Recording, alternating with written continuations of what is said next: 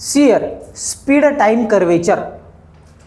Electric लोकोमोटिव्हमध्ये ट्रेनमध्ये speed time कर्वेचरला अतिशय अतिशय अनन्यसाधारण असं महत्त्व आहे.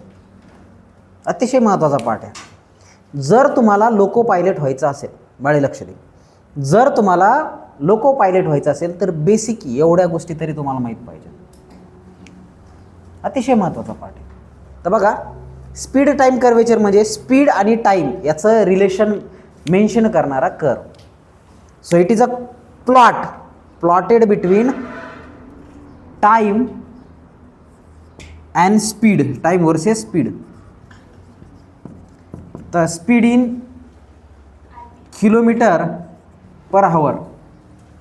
ओके, वेलॉसिटी नाही आहे ते, किंवा रोटेशनल कायनेटिक एनर्जी नाही आहे, RPM मध्ये स्पीड नाही आहे, तर ही कशामध्ये किलोमीटर पर आवरमध्ये रेल्वेची गती आणि लागणारा वेळ याचा कर्वेचर आहे. त्याला आपण स्पीड टाईम कर्वेचर असं म्हणतो. So it is a plot between time and speed for the traction on X axis. Time is plotted and on Y axis we are taken a speed. Okay, X ॲक्सिसवर time घेतला, Y ॲक्सिसवर speed घेतली, आणि time आणि स्पीडचा जर plot जर काढला तर तुम्हाला काय भेटेल? Speed time curvature. याचं हे केलं असेल ना तुम्ही प्रॅक्टिकल? हा ना, पण मग ती ॲक्च्युअल स्पीड, शेड्यूल स्पीड ते काढायचं नाही केलं, जाऊ दे. By analysing speed time curvature different parameter related to traction mechanism can be determine. याच्यावरून तुम्ही वेगवेगळ्या स्पीड काढू शकतात, ॲव्हरेज स्पीड काढू शकतात, मॅक्सिमम स्पीड काढू शकतात, शेड्यूल स्पीड काढू शकतात. ओके, तर आता आपण काय करू? हे काय VM आहे. VM म्हणजे काय? Maximum speed. हे काय आहे? फ्री रनिंग पिरियड आहे. हा काय? कोस्टिंग. बघा, याच्यामध्ये 5 पिरियड आहेत. एक्सप्लेन करायला हवी ना, कारण अतिशय महत्त्वाचं आहे. 5 पिरियड आहेत. पहिले नॉचिंग अप पिरियड. पहिलं कोणता पिरियड आहे? Notching up period. याच्यामध्ये जसं DC मोटरला काय असतं? सुरुवातीला स्टार्टर असतं. स्टार्टर असं हँडलने आपण फिरल्याच्या नंतर कसे स्टार्टिंग रेजिस्टरचे स्टर कट होतात. इथं बी DC सिरीज मोटर्स वापरतो आपण.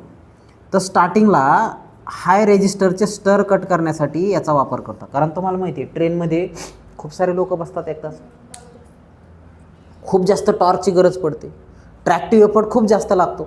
मग आता खूप ओढण्यासाठी ताकद लागत असेल, ट्रॅक्टिव्ह एफर्ट लागत असेल, तर आपण DC सिरीज मोटर वापरतो.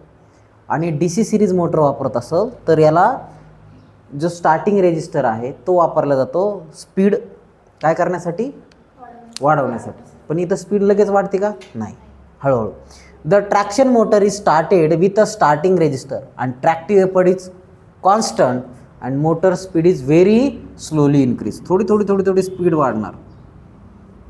ओके, थोडी थोडी थोडी थोडी स्पीड वाढणार, टॉर्क भरपूर असणार. त्याच्यानंतर नेक्स्ट आहे ॲक्सेलरेशन टाईम. हा 0 to T1 हा काय आहे? नॉचिंग अप पिरियड आहे. 0 to T1 notching up period. त्याच्यानंतर T1 to T2 acceleration period आहे. म्हणजे इथं ट्रेन त्याची स्पीड पकडते. ट्रेन काय करते? स्पीड पकडते. The train resistance is totally cut. इथं पूर्ण रेजिस्टन्स असे टोटली कट झालेले असते. बघा, इथं रेजिस्टन्स काढतो मी, हे पूर्ण रेजिस्टन्स इथं कट झालेले असतील. आणि इथून पुढं काय होईल? ट्रेनची स्पीड वाढेल, टॉर्क कमी होईल. कारण मुवमेंट सुरू झाला, आणि मुवमेंट सुरू झाल्यामुळं टॉर्क कमी होईल, स्पीड वाढेल. तर हा T1 to T2 काही वेळापुरताच असतो. त्याच्यानंतर हा फ्री रनिंग पिरियड आहे. खूप मोठा पिरियड असतो. ओके, मोठ्या पिरियड असतो. Motor reaches is maximum speed and run at constant speed. Motor काय करते? मॅक्सिमम स्पीड अचीव करते ट्रेन, आणि कॉन्स्टंट स्पीडनी पळत राहते. कधीपर्यंत? जोपर्यंत स्टेशन जवळ येत नाही तोपर्यंत. म्हणजे हा 30-30, 40-40 किलोमीटरचा रन असू शकतो. डिपेंड करतं किती लांब स्टेशन आहे. कॉन्स्टंट स्पीडने एकदम ट्रेन फास्ट पळते. तर हा तुमचा free running period. Motor reaches maximum speed and run at constant period. हा खूप लाँग पिरियड आहे. हा खूप लाँग पिरियड आहे compare with any other period. सगळ्यात जास्त लाँग पिरियड हाच आहे, फ्री रनिंग पिरियड. त्याच्यानंतर नेक्स्ट आहे कोस्टिंग पिरियड. आता स्टेशन दिसायला लागलं, 5-6 किलोमीटर स्टेशन, 5 किलोमीटर स्टेशन. मग ट्रेन मोठा आवाज देते, एकदा ऐकलं असेल ना तुम्ही. ट्रेन काय करते, मोठा आवाज देते, आणि ट्रेन आवाज दिला की काय होतं, सप्लाय कट ऑफ होतो, आणि त्याला फ्री रनिंग पिरियड असं म्हणतात. म्हणजे सप्लाय तर कट आहे, पण ट्रेन कशामुळे पळती, मोमेंट ऑफ इनर्शियामुळं. ओके. अपनी कोई भी चीज़ कब तक नहीं रुकती जब तक उसको कोई एक्सटर्नल फोर्स अप्लाई नहीं होता, क्योंकि कोई भी चीज़ अपना पोजीशन बदलना नहीं चाहती. Newton third law. Okay. Newton third law काय म्हणते की एखादं वस्तू किंवा एखादी पदार्थ जर गतिमान अवस्थेमध्ये असेल तर जोपर्यंत त्याला एक्सटर्नल फोर्स अप्लाय होत नाही तोपर्यंत तो त्याच गतीमध्ये कॉन्स्टंट स्पीडने जाईल. येतं लक्षात. तसं ट्रेन कॉन्स्टंट स्पीडने जाते जरी सप्लाय कट ऑफ झाला तरी पण. मग after free running period train come near to the station and supply cut off and train run due to इनर्शियामुळे ट्रेन रन करत राहील. आणि एकदम प्लॅटफॉर्मवर आल्याच्या नंतर आपण मेकॅनिकल ब्रेक अप्लाय करू. Okay.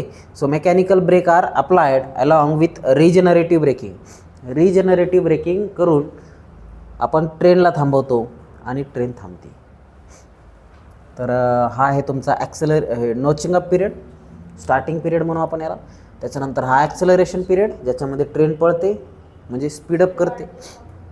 Free running period maximum स्पीडने लॉंगपर्यंत ट्रेन पळत राहते. Costing period supply cut of केल्याच्या नंतरसुद्धा इनर्शियामुळे ट्रेन पळते.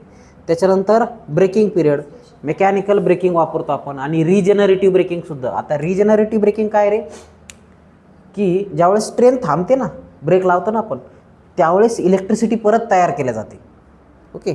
आणि त्या इलेक्ट्रिसिटीचा वापर त्या ट्रेनमधले ते जे ट्रेनमधले हे असतात ना, बल्ब आणि फॅन, त्याच्यासाठी होतो. तर त्याला रिजनरेटिव्ह ब्रेकिंग असं म्हणतात. So this is a speed time curvature.